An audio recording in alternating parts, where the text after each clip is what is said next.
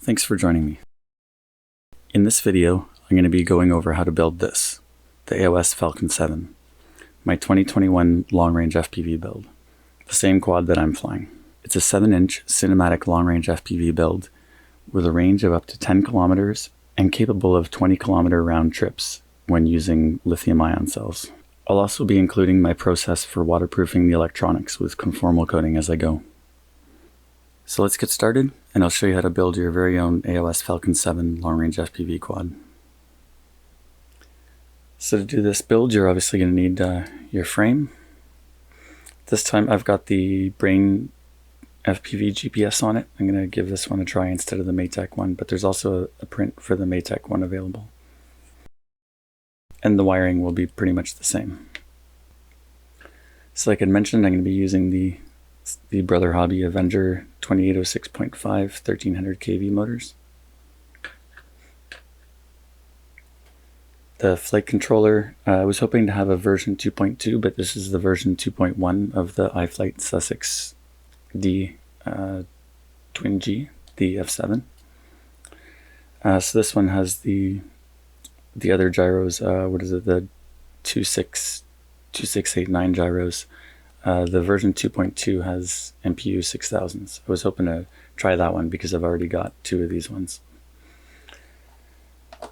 And I'm going to be using the matching ESC for it, so the 8-pin plug will just be a straight connection with no adjustments.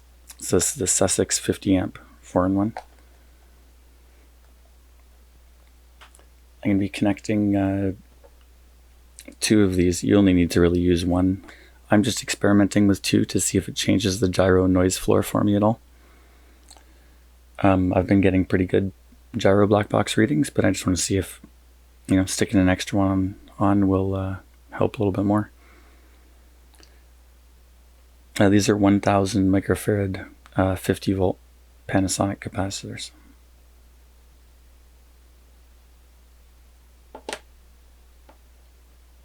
I believe they're the Panasonic FR series capacitors. For the camera, I'm using the Runcam Eagle V3. I've got my 2XT60 leads. I'm using 2XT60 leads because I like to use my 6S2P lithium-ion packs in separate packs, so that way I can use one at a time on other smaller quads, or put one on top and one on the bottom for a different kind of quad. It gives me more versatility. But if you're just going to buy one pre-made 6S2P pack, it'll just come with one XT60 lead, and you'll only need to use one. Now this is an analog build. Most of the components will be the same if you're doing a DJI build, just the VTX and the receiver will be different. Well, you might even still be using Crossfire, I guess, even with your DJI build. And then just the VTX and the camera will be different. For the VTX on this one, I'm using the Rush Ultimate Plus.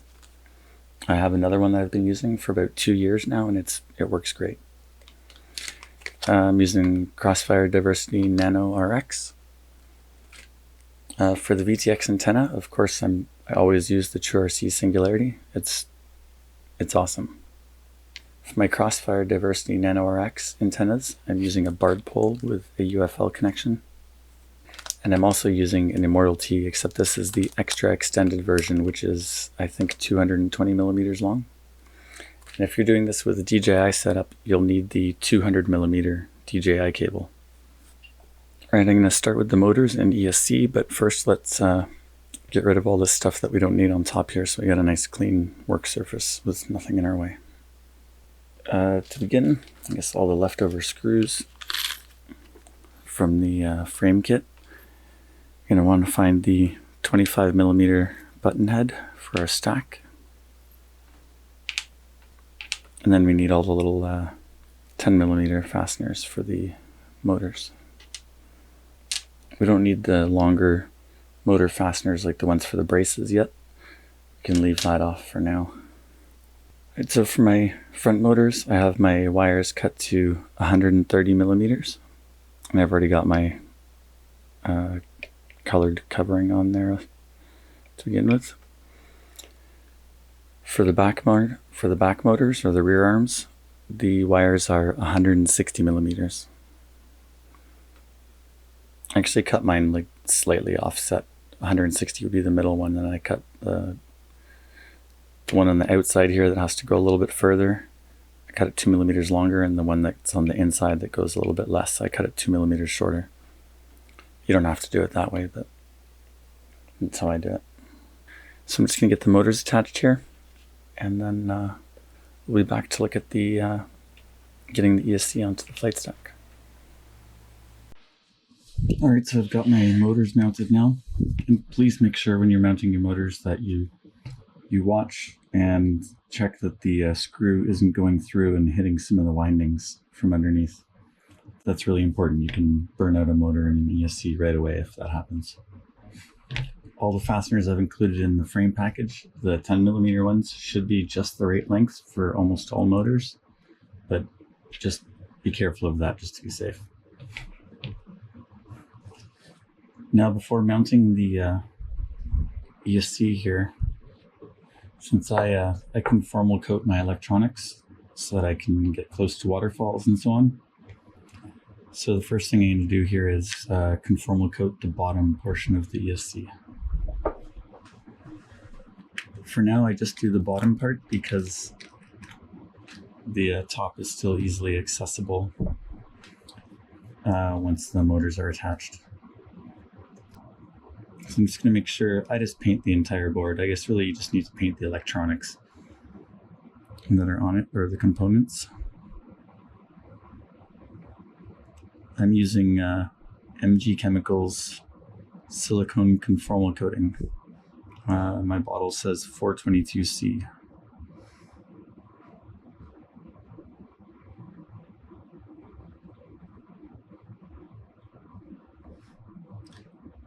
Don't paint the power pads, obviously. I think you can either do 2 thin coats or 1 sort of thicker good coat. I mean, don't put on too much though. You don't want it to cause your electronics to overheat because it's such a thick, heavy coat.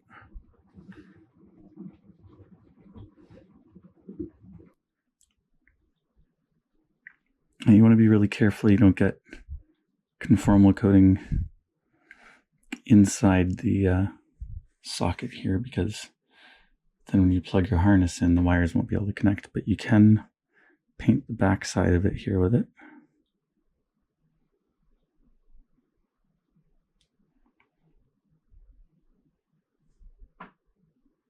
It's probably not necessary, but I'm going to do the edges just to be safe.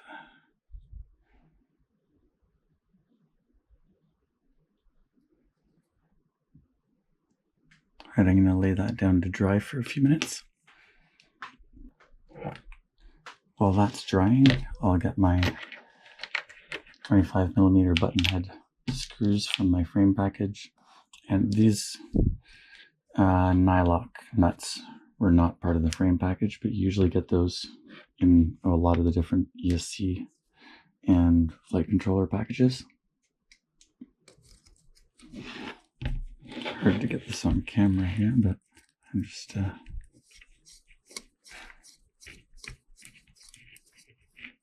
getting this screwed down. This doesn't have to be really tight. If you do it too tight, you'll just strip this lightweight nylock or a lightweight nylon nut. Okay, now I'll do the other 3. All right, I've got all my stack screws fastened here. I'm just using the M3 nylon nuts there. And I've got the ESC painted on the back side with silicone conformal coating. I haven't bothered doing the back side of the power tabs because that'll just melt off when you try to attach the XT60 leads later. So I'm going to try this. I think it's going to work here. I'm pretty sure this is what I did for the last build. 1 nut and one of their gummy spacers. I just want to make sure here that the 8-pin wire harness doesn't touch the middle plate here. So that seems good to me. Alright, next we'll be connecting the motor wires to the ESC. So I'm going to start with tinning the ESC pads.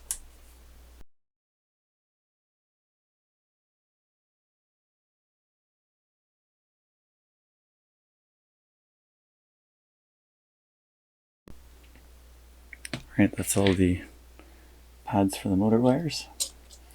Just going to take a close look at it, make sure that all the solder looks good. Okay, see, this is a good reason to check here. I bridged these two together.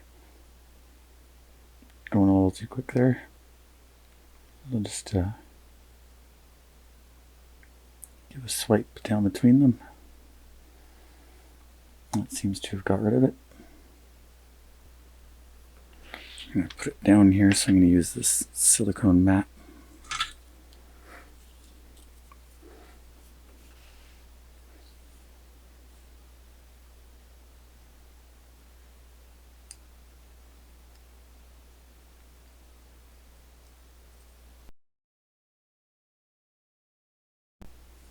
Alright, that looks good. It's covering the whole pad there.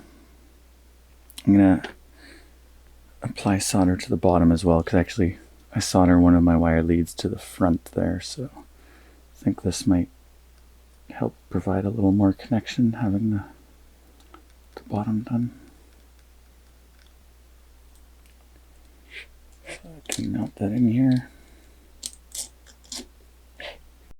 And I'm ready to start soldering my motor wires. I always use a bunch of these little mini zap straps or zip ties. I'm going to use a few here just to hold these motor wires down in place.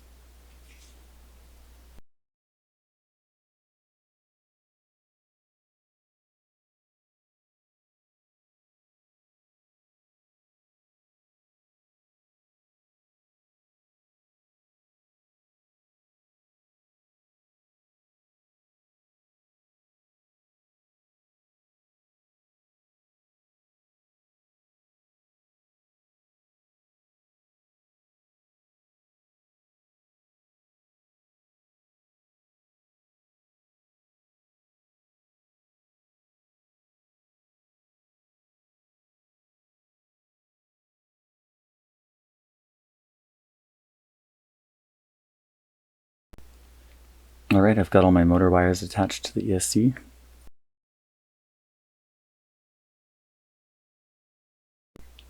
And now I've clipped off the temporary zap straps there, so I can slide my heat shrink over the end of the motor wire wrap here. Now I'm just going to use the really hot hair dryer here to shrink this.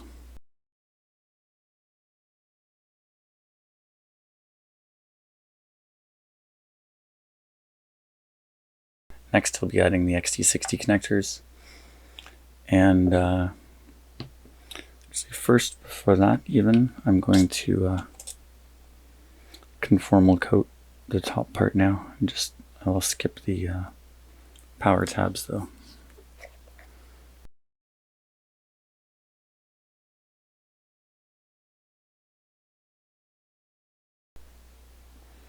Again, you want to make sure here not to get it inside this 8-pin connector here, because that's where your flight controller's got to communicate through that.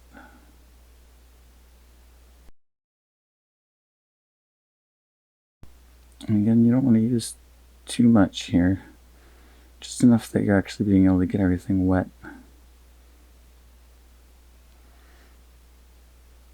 If you really want, you can do two thin coats, but I just kind of do one. I do one sort of medium coat.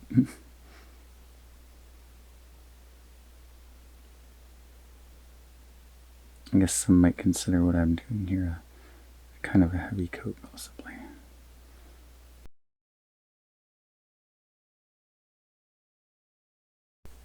So now the ESC has been conformal coated everywhere except for the power tabs and the 8-pin connector.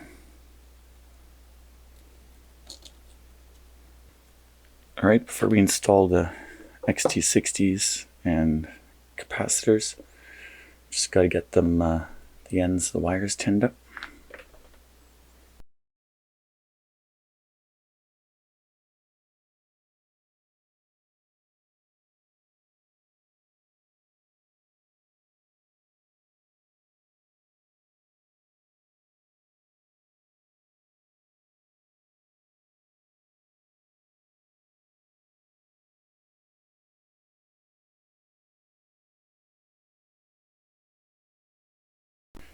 Okay, the wires are all tinned here. I'm going to do the XT60s first, and then the capacitors.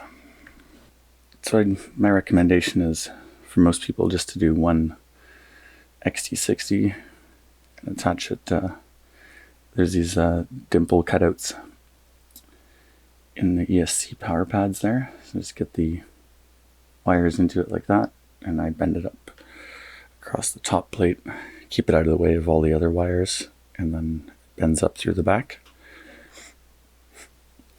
So I'm going to be installing one like that, and then since I'm using two XT60s for my double battery kind of setup, I'm going to do a second one that is going to attach like this and run over top of my ESC. Because I'm flying long range, I don't do a lot of constant intense throttle punch outs and stuff, so I'm not really worried about the ESC overheating like this. Just in case I do have the ESC temperature up in my OSD, just so I can see if it is starting to get a little too high. But I've never had a problem with it like this, even flying sort of freestyle with my 7-inch. It's still been okay, it hasn't overheated the ESC.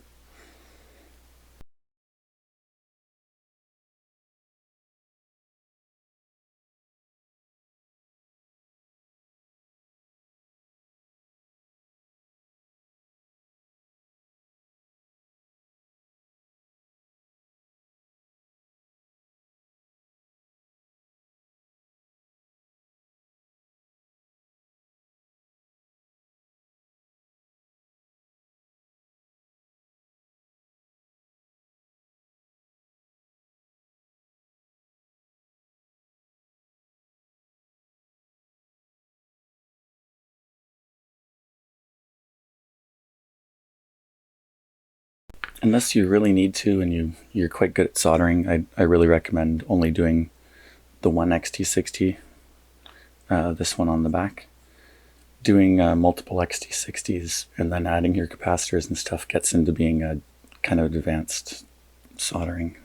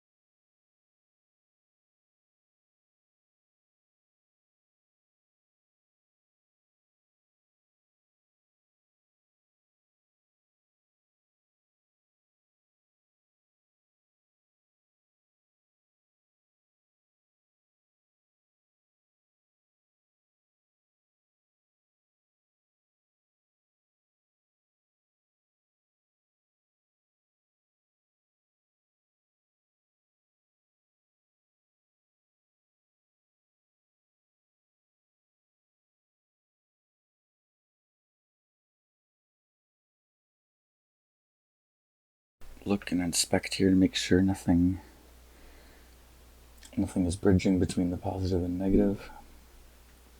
And all the solder joints look good. So I've got my main XT60, the one that you guys should be doing. this one going across, or going up into the back, and it comes up like this through the back of the top plate, and then we'll zap strap it to the top plate in a couple spots. And then this one, you don't need to do this unless you really want the advanced version where you can use 2 separate batteries. And it's much more difficult to solder like this. It's going to zap strap down there and come around right by the front standoff.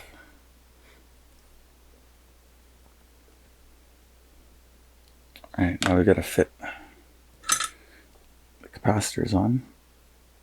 And again, my recommendation is that you only need to use one capacitor, 1000 microfarad 50 volt. Using one of those is pretty standard for a 7-inch. I'm just experimenting here and seeing if I notice any difference using 2.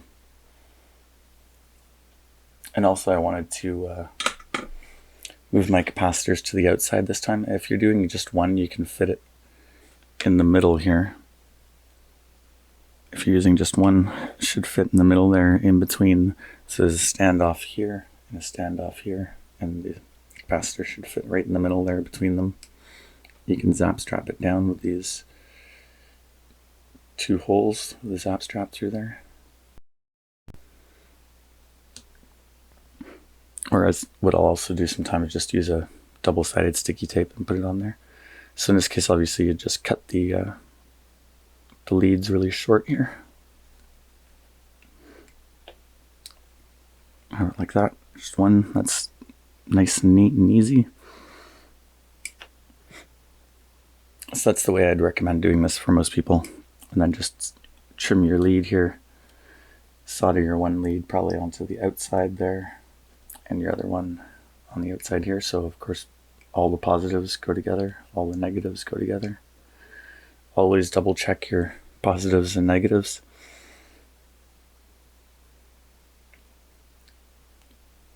But I'm doing mine a little bit different this time. So I'm going to have one here and one here like this.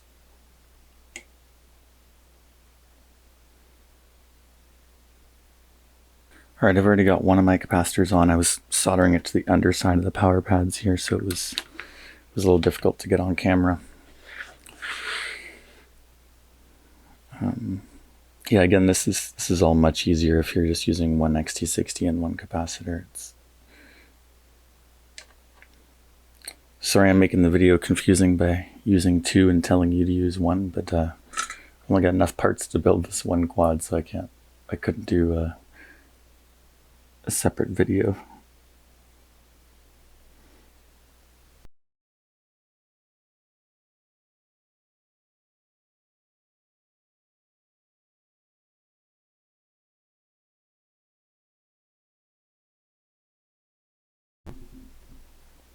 Just trying to make sure the positioning of the capacitors is going to work for once I get my standoffs in and click these into the holders. I think I've got just enough wire on them here.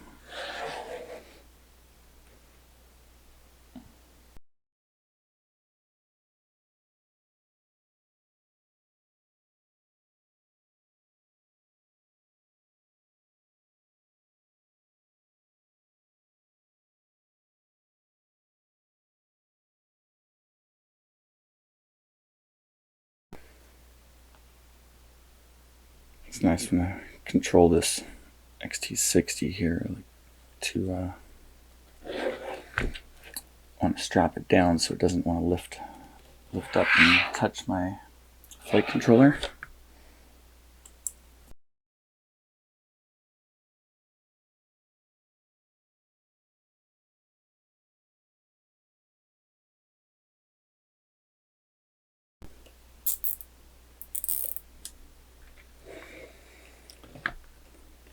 I'm not going to strap it right down tight yet, but I'll just hold it there for now.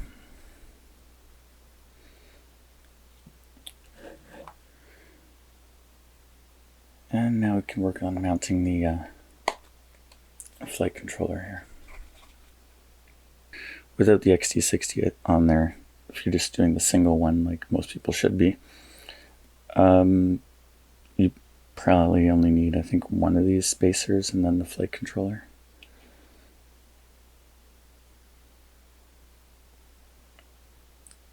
You might even be able to get away with just putting the flight controller straight down on without any spacers, but because it's already got these kind of spacers built into its gummies. But I think you should always have a little extra airflow if you can for your ESC, and especially now with an F7 flight controller chips, they get a little hotter if they don't have airflow.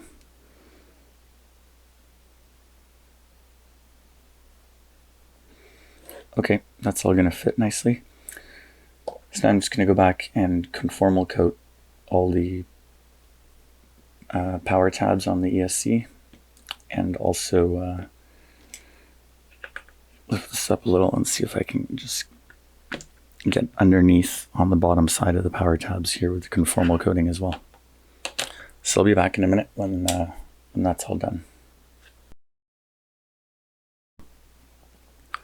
Now before we get that put on there, I'm going to paint the underside with conformal coating again, just because it's not going to be accessible once we start getting wires attached to it. I should actually, for this part, probably don't need to do this, but I'm going to pull my gummies off so I can make sure I get the edges of that capacitor and stuff like that.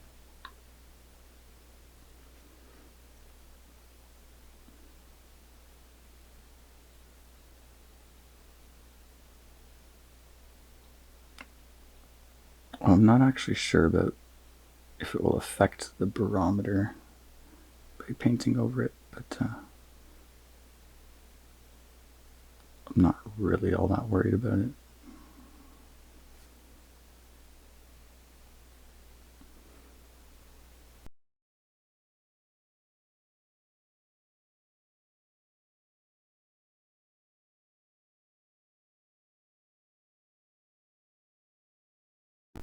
You know, for a lot of you, you're probably not going to need to, you probably don't need to worry about doing this conformal coating. This is just if you're going to be flying up in the mountains, maybe getting caught in some rain because you fly on a cloudy day in the mountains, or because you want to get in right close to some waterfalls and you're worried about the splashing, shorting out your quad.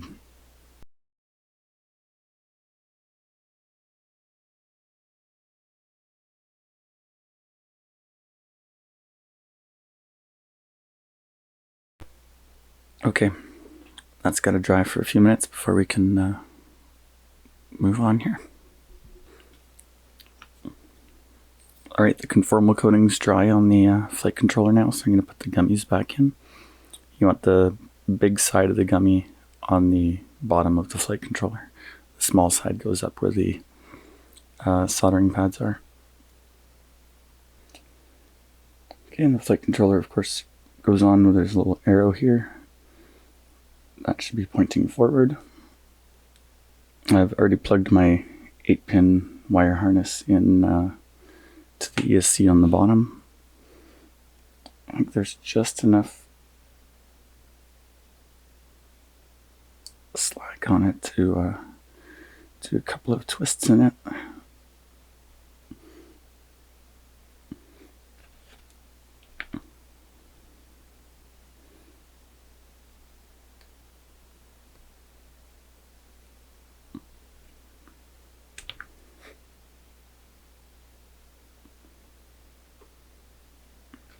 Okay, so the ESC and flight controller are connected now.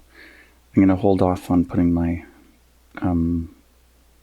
nuts on the top here, just to leave a little more space for soldering. We might as well start with the camera here first.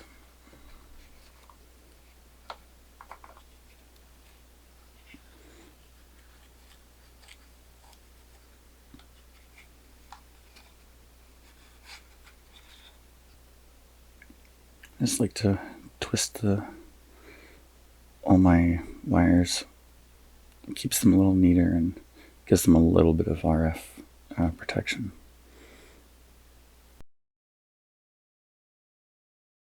I could start trimming off this end here because we're going to be soldering to our flight controller.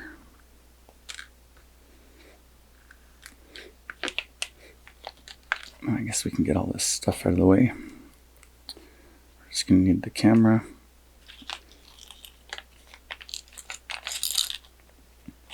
And 2 of the longer mounting screws.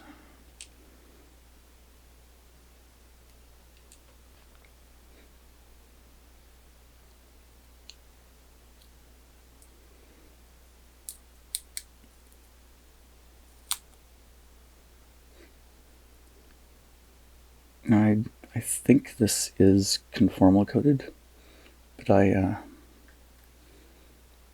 again like to do a coat of conformal coating on pretty much everything.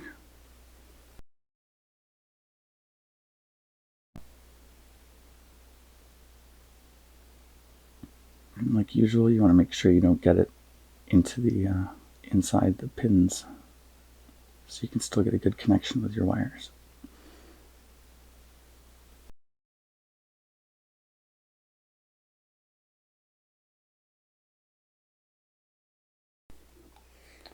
And we'll let that dry for a few minutes. Okay, conformal coating's dry. I'm going to put this sticker thing back on the outside.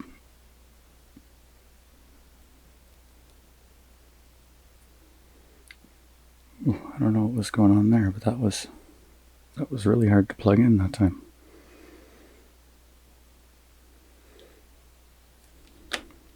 If you're ever having a problem with that, make sure as you're doing it, take your, if you're having trouble plugging it in, make sure you check inside that you haven't bent one of the pins over, because they'll break easily if you bend them too much.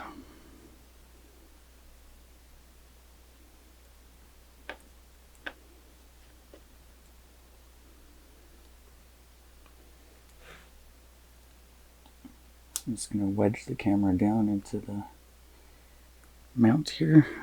I'm just going to have to take a look and see where these holes are in the side and try to line them up. Might be a little hard just to get the screw started right at the beginning.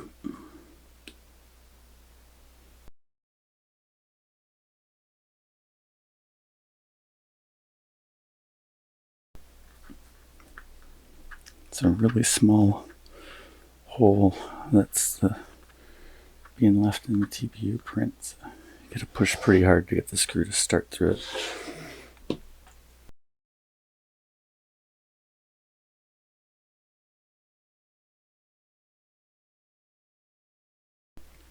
I'm not going to do it up fully tight yet. I usually, once I get the whole thing together and I get my GoPro mount on, I'll just use my eye to make sure I get the camera looking like it's at the same angle as the GoPro. I find a lot of the time this camera control connection from the camera to the flight controller doesn't really work so great, so I'm just going to zap strap my camera control wire, well, all the camera wires here, to this standoff that goes under the GoPro mount. Just want this to be done up tight enough that it's going to stop things from shaking, but you're not going to damage or pinch these tiny little wires. I think that's good.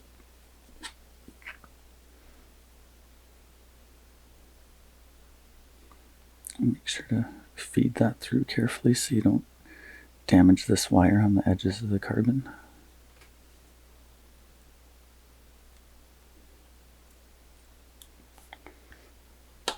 I haven't filed down the edges of the carbon to make it less sharp, so I'm just being really careful to not pull on the wires too hard or damage them. So the standard size from the RunCam Eagle V3, the wire length, it just works out perfect there.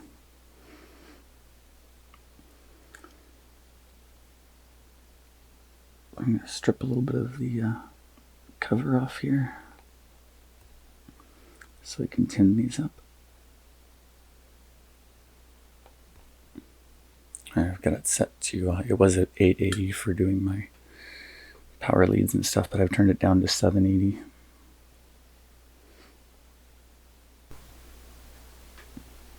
So on the flight controller, the pads are on the front here, ground, 5-volt video in.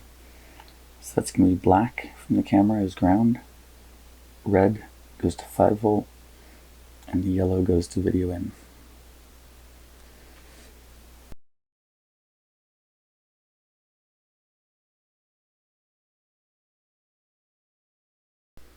I think I might put one more zap strap here to hold this camera adjustment wire or plug here for the camera settings.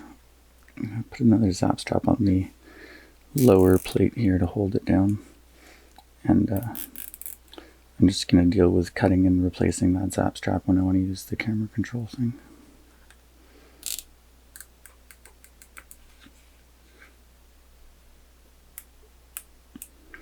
I just like having everything neat and out of the way.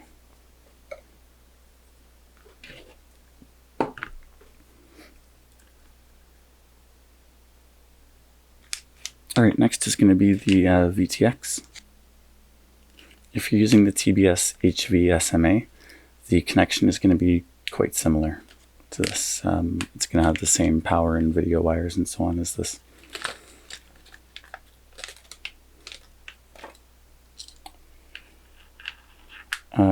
I think I might like this one a little better just because it's got the metal shield over it, and I believe that works as an RF shield. With the TBS Unify HV SMA, I've been finding I need to zap strap my GPS wires far away from the VTX to get better GPS results. So I guess first, again, I'll conformal coat this and then put it aside. And I'm not sure if this requires conformal coating, but I do it anyways.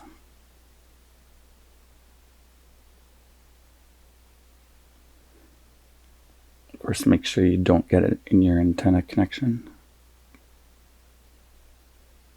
or you'll really be having problems there.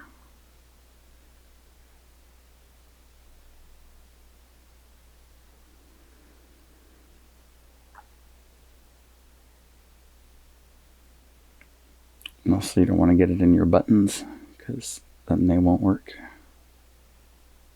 So just kind of get right beside them. I never use them anyways because I use the smart audio connection.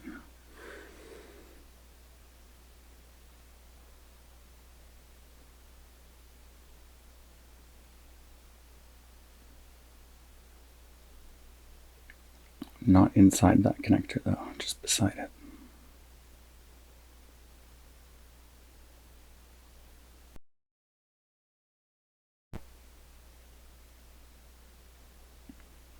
I'm going to mount this on a little acrylic plate that came with the VTX. So I probably don't really need to worry about the bottom here, but I'm just going to do it anyways because you know, I'd really hate my quad to get wet in the waterfall and then flip out at the bottom of it.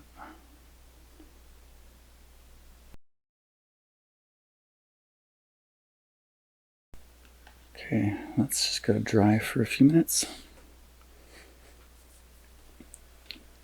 For this build, I'm also going to be using the BrainFPV GPS instead of the Maytech that I used in my last build. They both work pretty well.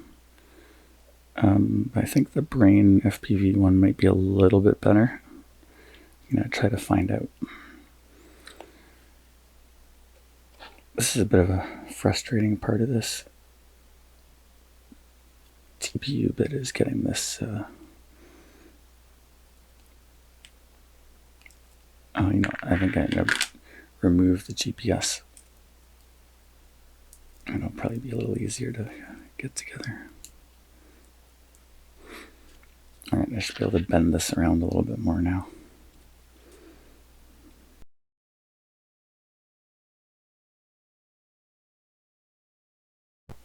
Looks like that's seated in there well.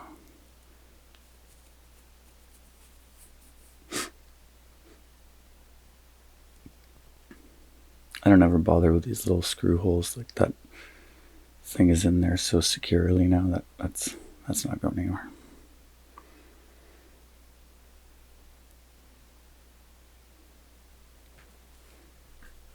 Okay, the VTX is dry now.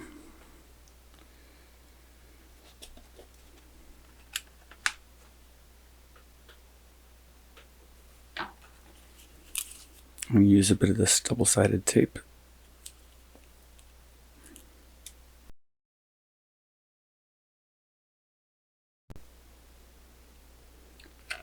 And I'm just going to put this in the center of my acrylic sheet that it came with.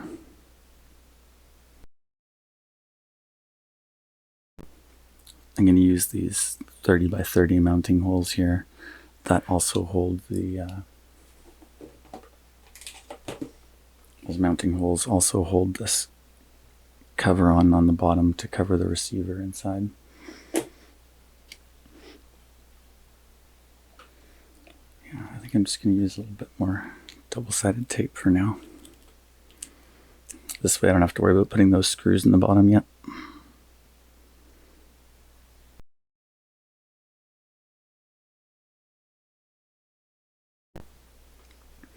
Now, unfortunately, with this flight controller, the VTX wires are way up here at the front, and the wire that comes with this is only this long, so we're going to have to make those a bit longer. Luckily, the Diversity Nano RX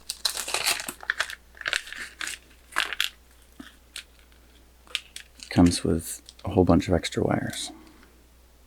So when we set up the receiver, we're going to need a black,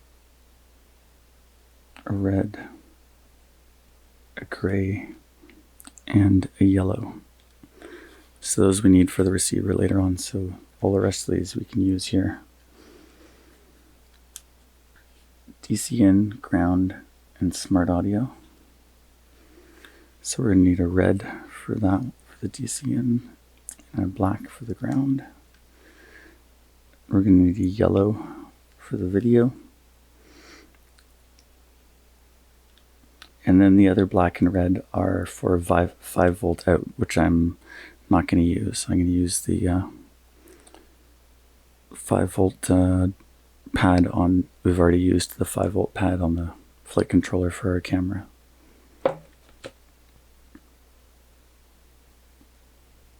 Holding it this way, the red and black here are our power for the VTX. The purple is our smart audio. Then these two, red and black, are 5 volt for the camera. That's why those two are beside the video. So I'm not going to be using these, so I'm going to just cut them short so I don't get things confused. I'm not going to cut them all the way off because then I still have the option of attaching a wire to them and using them later on. Heat shrink that came with the flight controller.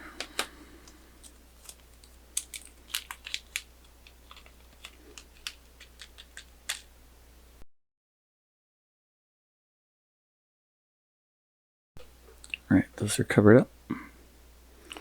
The rest of these we're going to extend. I think those look like they're probably decent length leads on there for extending it. just like to do this kind of work on my silicone mat so I don't damage my work surface here.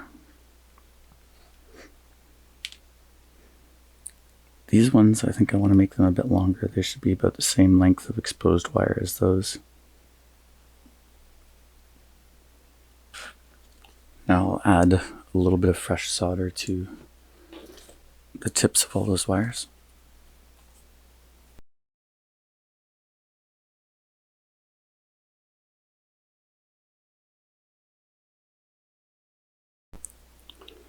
Now when I attach these together, I'm going to have a little extra solder on the soldering iron, so it adds some to the joint here.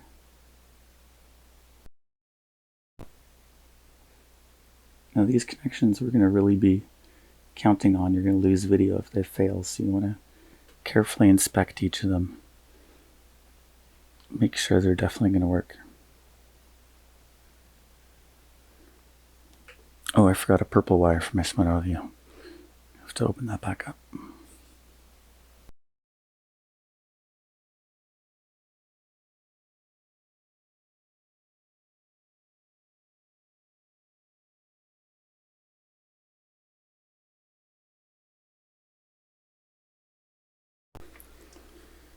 Now I carefully inspect each of them and make sure that they look like they're good, reliable solder joints. If it doesn't, it's worth taking the time to redo it.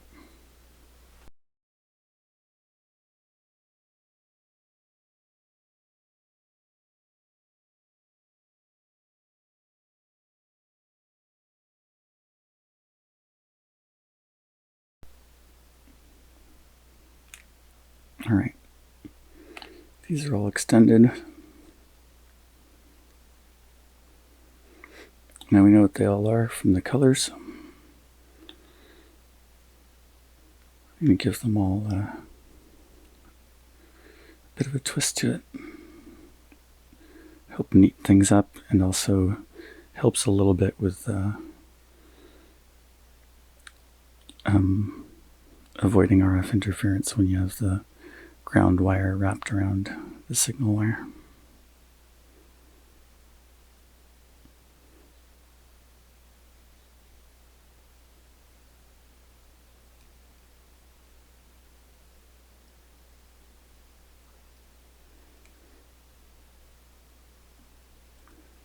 There are also direct solder pads on the bottom. I don't know if you saw that when I was conformal coating it.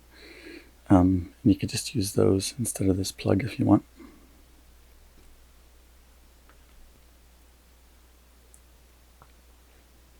Alright, well I think what I might do in this case is just have the wires come up like that, and then across the flight controller to the VTX pads here. So what I'll do is put a little piece of double-sided foam tape right here to hold the wire, so that the wire doesn't cause any vibrations on the flight controller.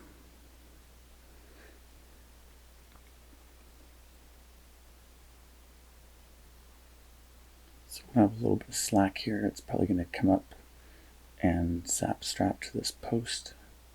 Try to keep these connecting heat shrink parts away from the flight controller, so it's just the soft silicone on it. I think that's probably a good place to cut it right there.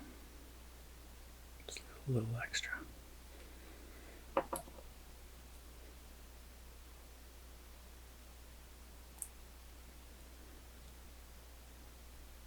Now I'm stripping away a bit of the insulator from the outside.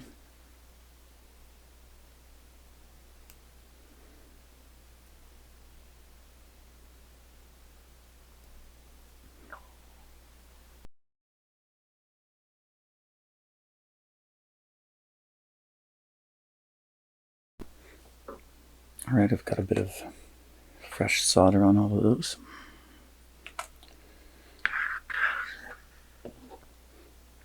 Alright, the wires are all tinned for the VTX. The pads on the flight controller here are on the second row in. ground, battery, video out, T2. So our purple wire, the smart audio, is going to T2. The yellow wire, their video, is going to video out.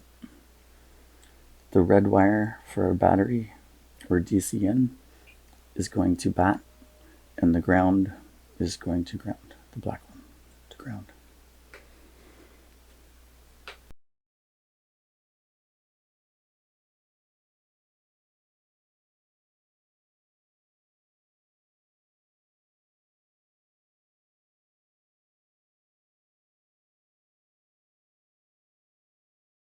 The black wire, the ground, is done.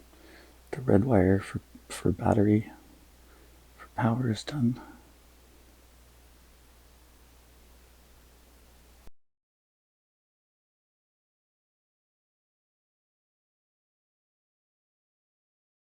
The yellow wire for video is done, and now the last one, the purple, is our smart audio going to T2.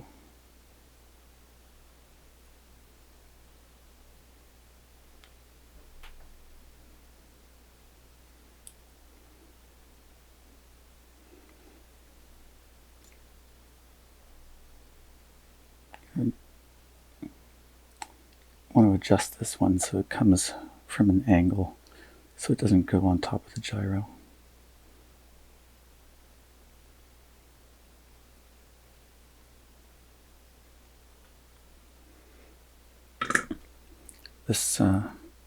These two chips here are the gyros. Normally I don't like putting wires across the top of the flight controller like this, but unfortunately the VTX things are there, and this is just going to be the easiest way. But I think with some double-sided tape there, or else I've also used hot glue, works well as also. But I'll use double-sided tape, and it should hold it like that, and that should prevent any vibrations from the wires. Next, we're going to move on to installing the receiver. So for this, we're going to need the heat shrink, a black wire, one of the red ones, a gray one, and a yellow. I'm going to trim this heat shrink down a bit so it just goes past each end just a little. TBS says they give you enough for doing it twice. Maybe they think you're going to put it like that inside here, but that doesn't work for the way I like to do it.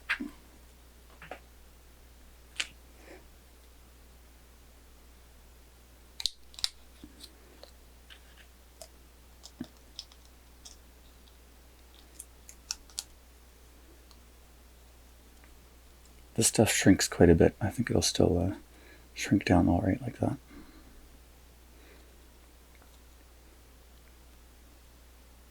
Hopefully that'll show up there. So we're just going to do ground, 5 volt, channel 1, channel 2. So we've got our black, red, gray, and yellow, same as they do in the picture here. I'll add a little bit of fresh solder to these wires.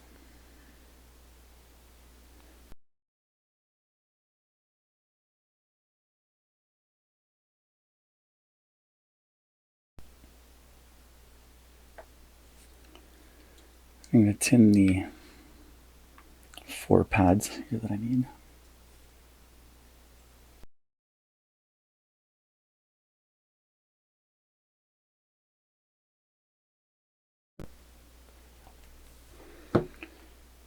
Alright, so it goes ground, 5 volt, channel 1, channel 2, so black, red, gray, yellow.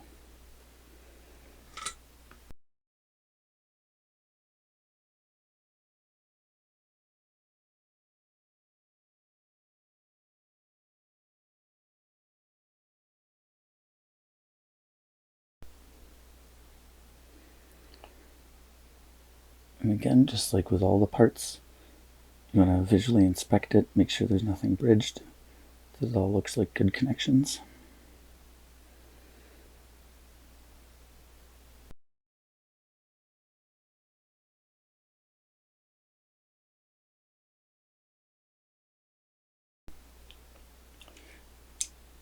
This will be getting mounted down here like that. I don't want to stick that down yet because I still have to attach the antennas and do the conformal coating.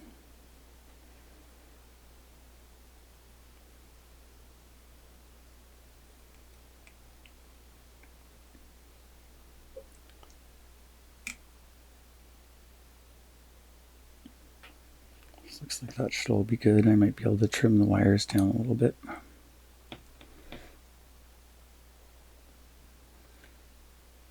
And then same like I did on the other side with the VTX, I'm going to come up and I'll zap strap it to this standoff that'll be here, and then go over to there.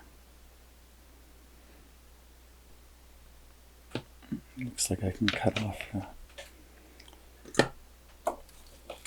a little bit of the length here.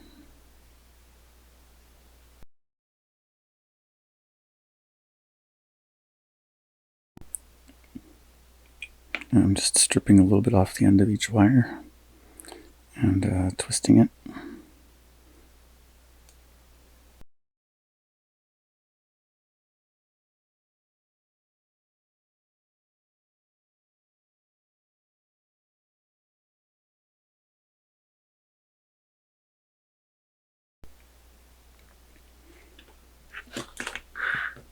Okay, I should conformal coat this now before going any further.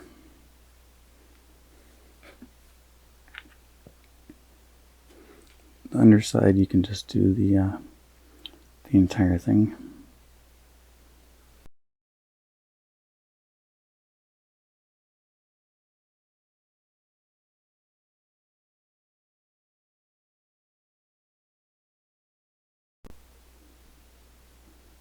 On the top side here, you need to be very careful not to get conformal coating into the two antenna plugs as well as the button.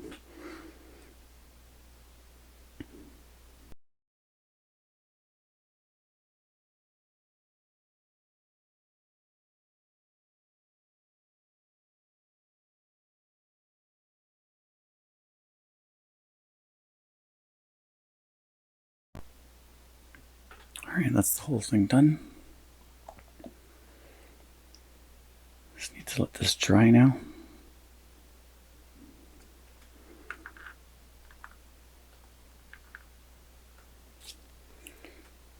Alright, I've just put a little tiny piece of double-sided tape on the bottom of the receiver.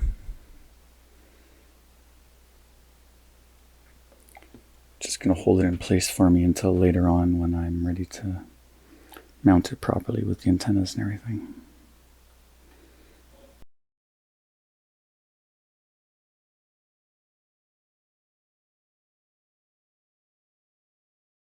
And these 4 wires are going to go to these 4 pads here. On the outside is ground, inside 5 volt, outside is T1, inside is R1. So the red goes to 5 volt here, the black goes to ground, and the gray and yellow, the gray goes to RX1 and the yellow goes to TX1. So I'm going to start with the yellow here.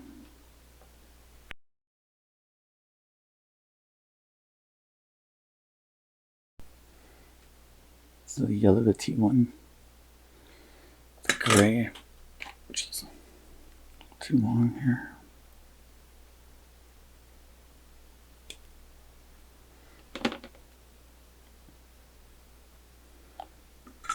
The gray is going to go to R1.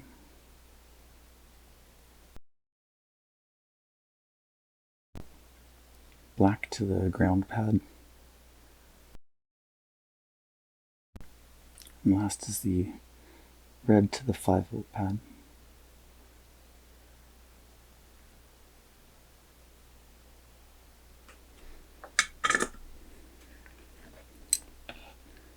visually inspect it all, make sure there's nothing,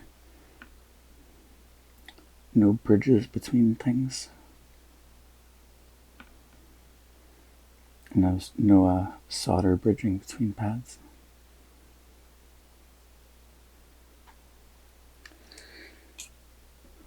Looks good to me. Alright, I've got my GPS now stuck back into the TPU mount here. I don't know what happened to my GPS wire, so I'm using a different wire, but I've made sure that the wire colors here on this end match what they normally would be coming out of here. So the wire codes I'm using here to solder up are the same ones that you would use if you had the BrainFPV GPS.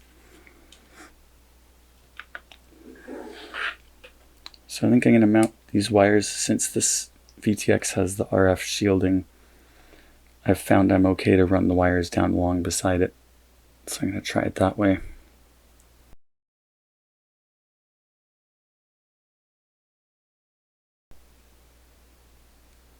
Up here like this, and then over. Mount these standoffs here. I missed a step here. Before we do this, we should get the Bardpole mounted. It's just going to be easier to get this done first.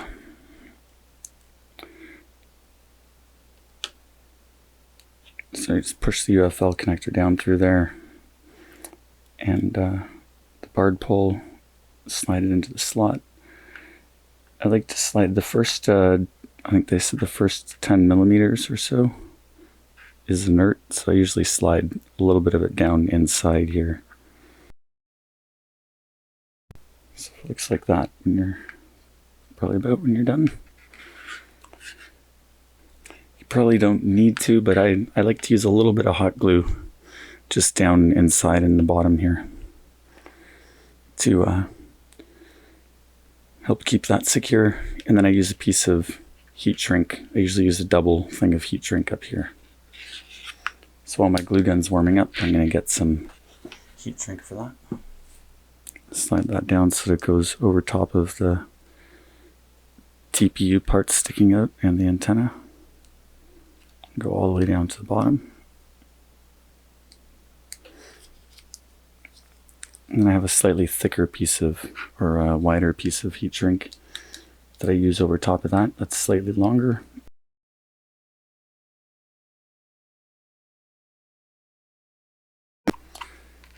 And the Bardpole works really well. One unfortunate thing about it is that I find it's not as durable as I'd like. This joint right here in the middle is kind of delicate. If that bends too much, it'll break the solder joint for the element in the antenna. So these aren't very good for crashing. If you think you might crash your quad a bit, probably better off just using 2 of the Immortal Ts.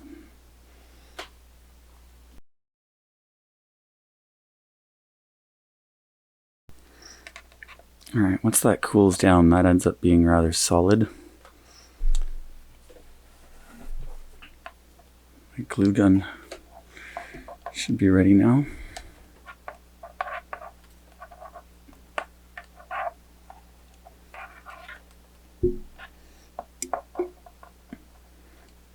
I don't think I can get this on camera because of how tall the antenna is, but I'm just going to put a little bit of glue down inside and get the to the bottom of the antenna here, to the TPU.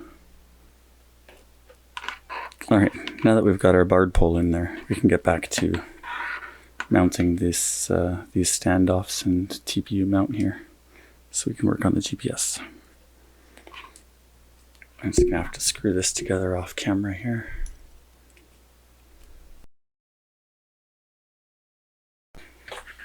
Alright, it's better.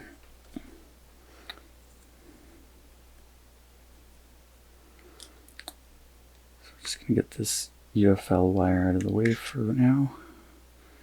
Same with the MMCX.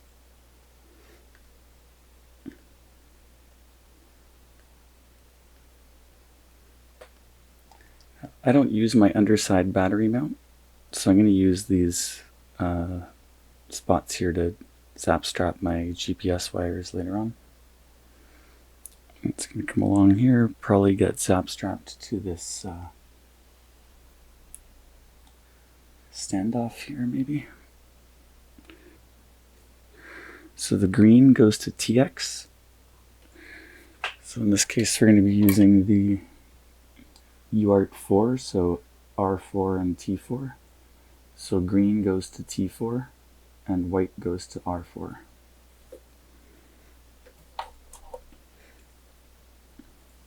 And for power, iFlight's diagrams, I believe, say to use this power here, ground and 5 volt.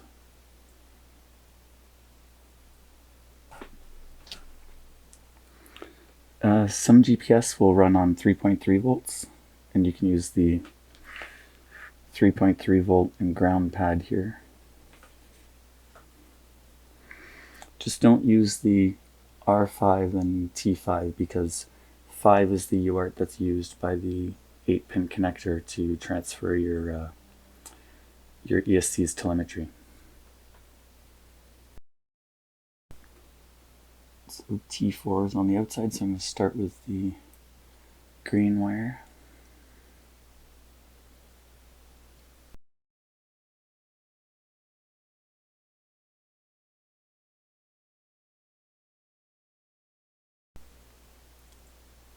And now the white one to R4.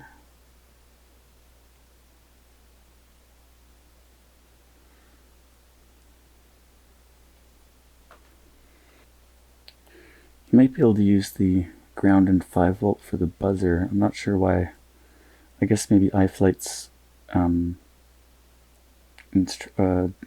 their Google Drive documents say to use this one here for the GPS, so I'm just going to stick to what they suggest.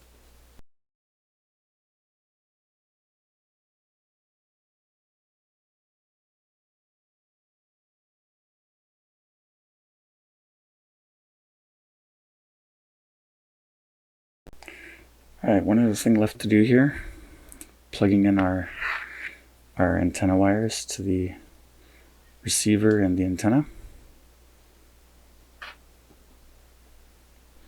So I'm tucking the Bardpole wire down through this hole in the base plate here, or the mid plate. Just want to do that carefully and make sure you don't stress out the wire or bend it really hard, because you can damage the wire inside. So this is just going to go down and then bend back around, because my heat drink's going to have openings on this end and this end. So I'm going to go down this way, bend around, come up this way, and click in there. So it'll come through the heat shrink on this side. I can plug in the SMA for the VTX now.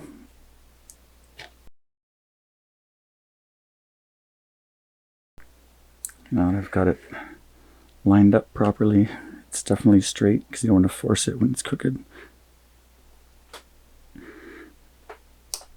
There we go, click it in there.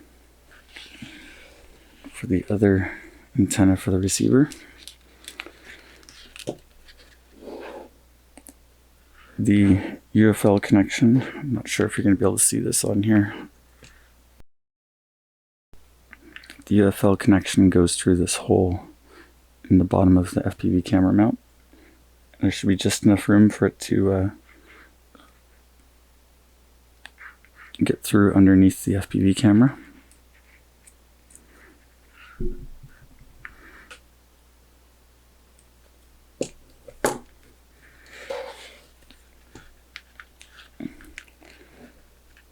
I'm going to do a little bit of bending in here to get this part to work.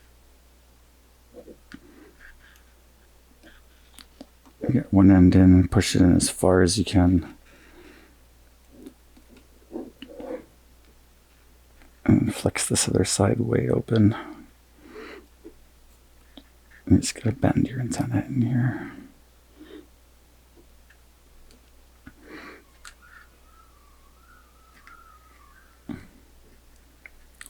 And then push this pull it out a little bit there to even it out.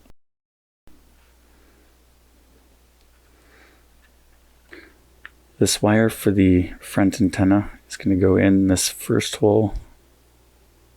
Just careful pulling it. You don't want to put a hard bend in the wire. It can damage it. Now I'm going to feed it through from the inside to come out this hole here.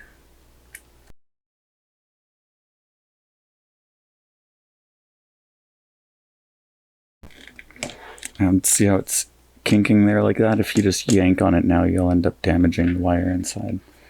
So just want to make sure you give it some room to get through without bending over hard on itself.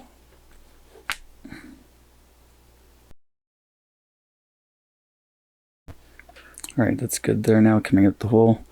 I'm going to pass it through underneath the ESC.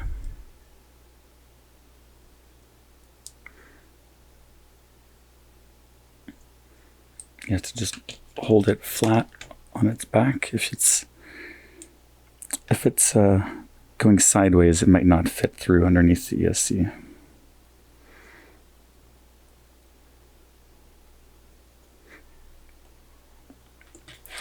It comes through to the back here, and it's going to go into this hole here right before the VTX.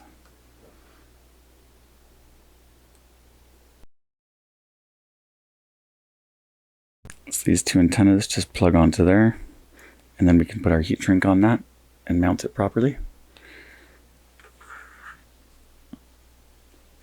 Alright, I've got both antennas clipped on there now. Let's see if I can manage to get this on camera without bending my Bardpole too much. So now I've got both the antennas clipped on there, so I can slide my heat shrink over it. Then I'll put double-sided tape on the back of it after the heat shrink's on and stick it down right here like this. That way I can easily get access here to push the button for binding it. Alright, I'm going to put that heat shrink on and double-sided tape it here. And I'll be back in a minute. That's all the electronic parts we need to connect to the flight controller. So now would be a good time to go into your Betaflight configurator. Just enter the correct UARTs in the ports tab, and just to do the basic setup for the receiver, GPS, and VTX. And just make sure everything shows up in Betaflight. And then once that's been checked, I won't cover that in this video. That'll be another one. And then once everything's been checked out that it's all good, then you can move on to conformal coding the top of the flight controller now.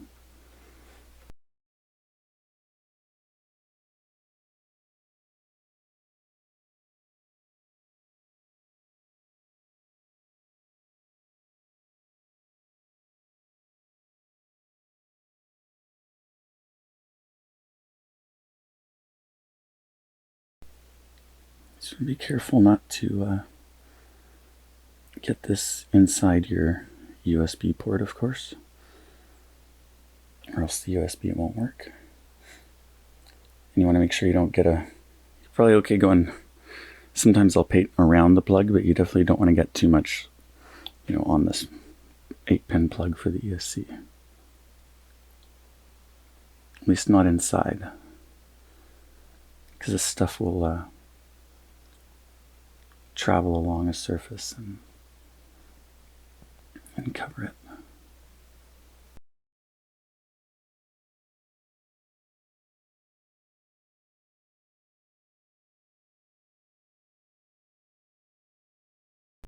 You can let that dry and then use a little piece of double-sided tape. Stick these wires down. While that's drying, I'm going to add my other remaining motor screws for the back now that the braces are on. So now with the motors all tightened up and the other fasteners on the braces here, I'm going to undo these ones on the back in the middle from the braces and that'll release these rear standoffs in the TPU mount. There's not a lot of slack here because you don't want to yank on these antenna wires that are all hooked up already.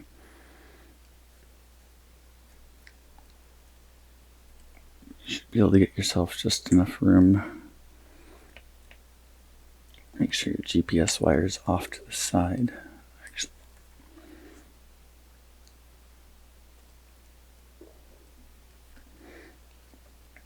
I wrap mine around the back side of the SMA extension there.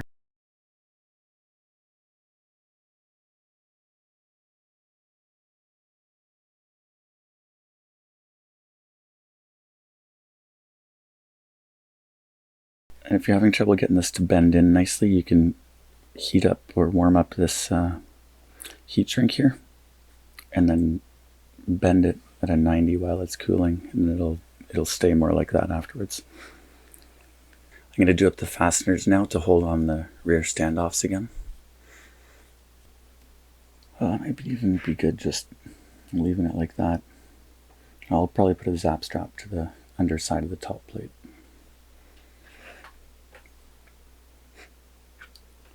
Okay, this conformal coating is going to be dry now.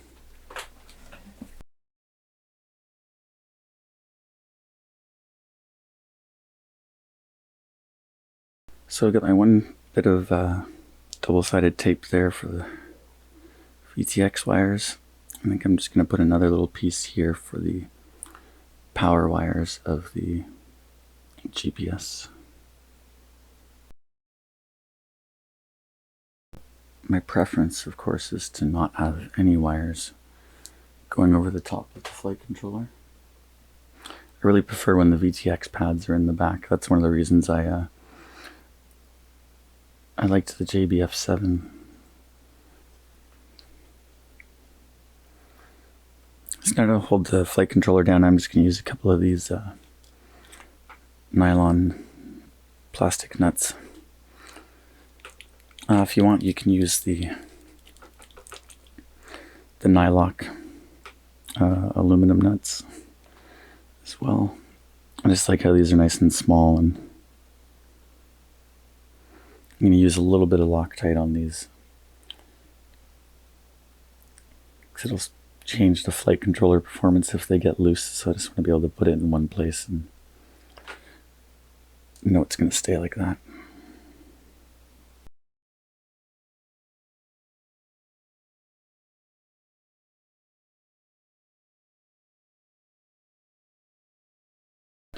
I'm just going to tighten all these nuts down to where I push on the flight controller and it just starts to barely squeeze.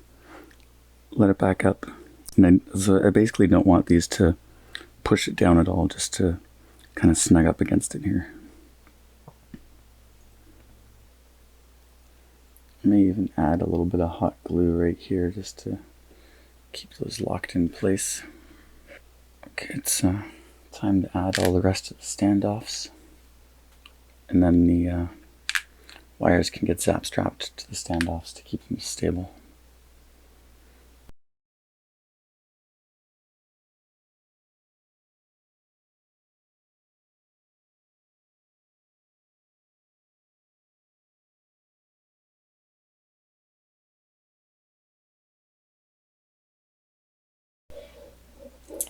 So before we do that, I think it's going to be easiest for me to it's obviously if you just did one capacitor in the middle there, you just zap strap it down and you don't have to worry about all this part.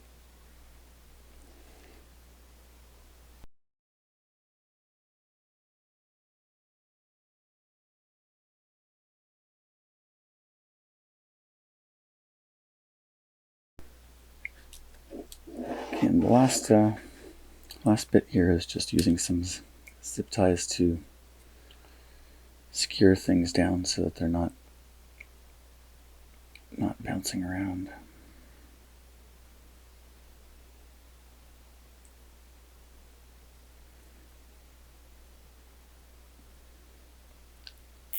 This VTX wire.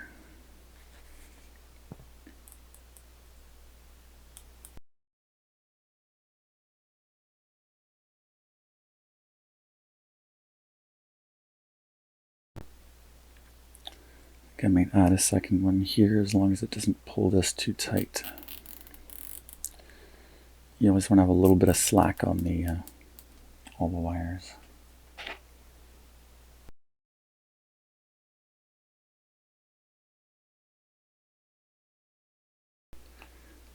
Depending on the kind of double-sided tape you use or how you mounted your VTX, you may want to put a zap strap around there, but I find with this double-sided tape that I used, it's really secure.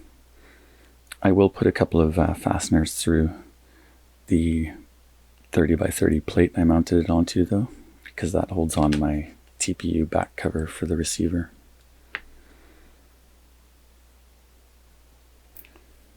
So another one here for the GPS and receiver wires near the flight controller. I don't want to pull on the receiver wires too much to zap strap it up here with the GPS, so I think I'm going to actually try and squeeze the zap strap under this.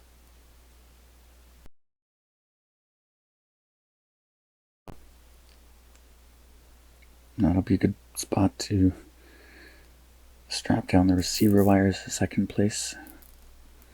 It's not going to stress them or pull too much of the slack out of it.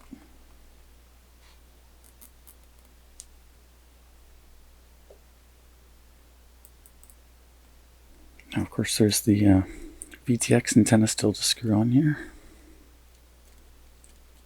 And make sure you've got this on before you power up your quad with a battery. You're okay plugging it into the computer, but before you use a battery, you gotta have your antenna on. So now we can get the GoPro mount in here.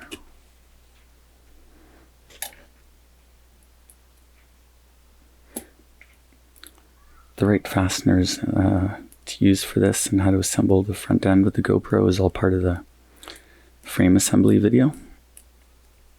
So I'll put a link in the description for the frame assembly video.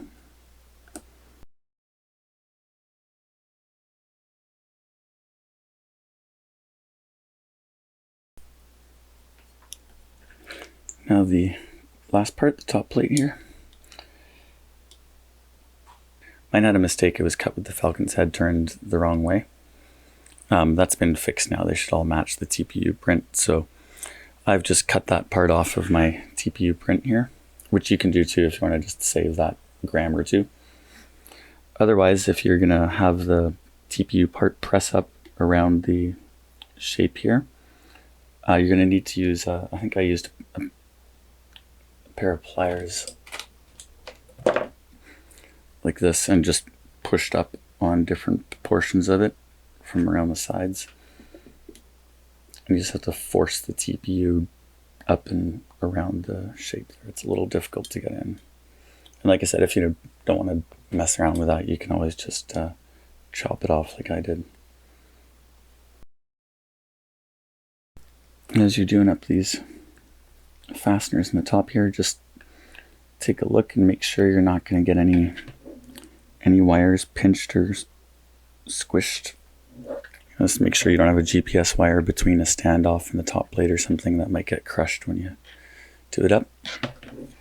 Mine looks like it should be good.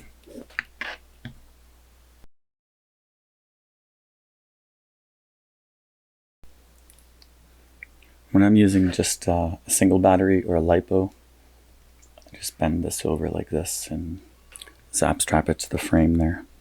And then when I'm using dual batteries, I zap strap it to this standoff at the bottom and I just let it sort of hang loose. And I'll maybe show you in one of the videos how I attach my batteries more.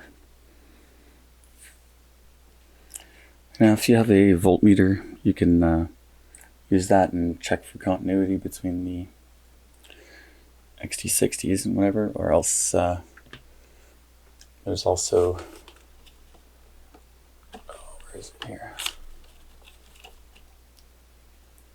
This isn't quite as good as checking the continuity, but the smoke stopper will also at least save you from frying too many parts. And I think that's it. Oh, there's actually still Velcro to put on the top plate. I'll do that in a minute here too.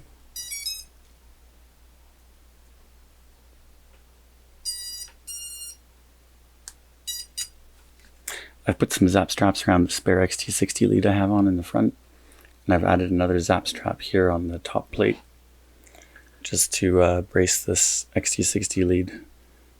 You also want to double check here that just none of your wires around the flight controller are hitting the top plate, and that they're not going to get in the way of your Velcro battery strap just coming through the sides here.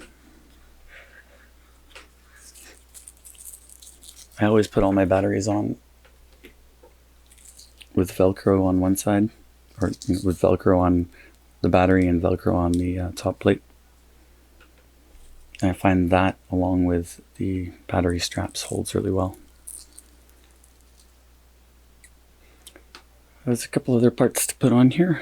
There's these little landing pads so that the braces and fasteners don't get scratched up on the bottom. Just click them onto the brace there, and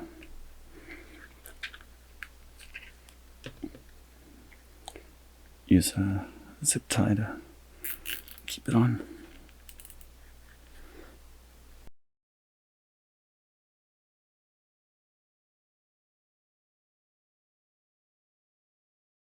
To fasten the TPU cover for the receiver underneath, you'll need a couple of 12mm screws, which I didn't include in the package because I didn't want people to accidentally use 12mm ones on their motors and have them damaging the windings.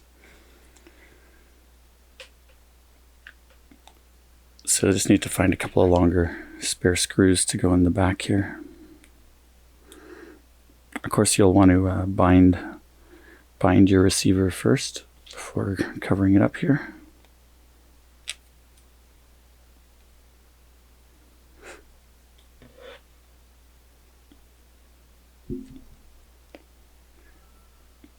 So it clicks in or slides in underneath this base plate, and you should be able to get your fasteners in the holes. Just make sure you're not squeezing any of the wires underneath. There's quite a big cutout space though, so as long as your antenna wires are inside of these strap spots, it should be fine.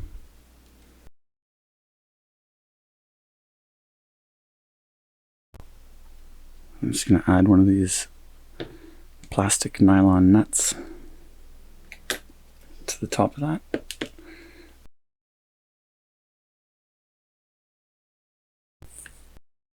And then you just do the same on the other side. The two holes at the bottom here, you only need to put fasteners in there if you're mounting a 30x30 stack. Otherwise, just using these two at the end is enough to hold it in because it clicks in underneath the base plate here, so it's not going to come off. It's fine with just those two. And that's it. It's all finished. Just need to get some props on it now. So I've used zip ties to secure my spare XT60 at the front, and another one to secure my XT60 lead to the top plate underneath here. Then I've cut some Velcro down a little bit thinner so that it fits in the middle of my top plate without interfering. Well, it covers my screws a little bit, but I should be able to get those out without a problem. And I can get my Velcro battery straps through the slots here without these getting in the way. I was finding that's pretty good battery holding power between using Velcro on here and the battery along with the battery straps.